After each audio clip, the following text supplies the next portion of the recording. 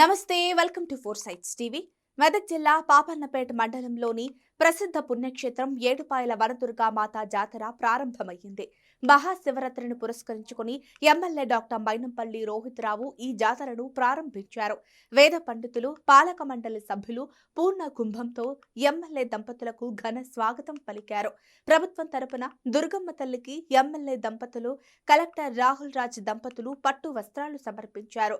ఈ సందర్భంగా ఎమ్మెల్యే మాట్లాడుతూ ఏడుపాయల జాతర ఏర్పాట్ల కోసం 2 కోట్ల రూపాయలను ప్రభుత్వం నుండి తెచ్చానన్నారు.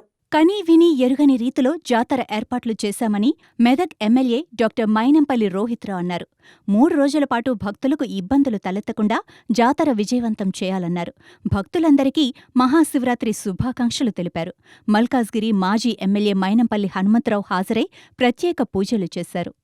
ఎప్పుడు లేని విధంగా మరి ఈసారి 2 కోట్ల రూపాయలు జాతర కోసం తేవడం జరిగింది. ఇదే కాదు, మరి బ్రహ్మాండంగా ఇంకా భవిష్యత్తులో బ్రహ్మాండమైన ఏర్పాట్లు చేసుకుంటూ బ్రహ్మాండంగా జాతరలు చేసుకుంటూ ముందుకు పోతామని తెలియజేస్తున్నాం.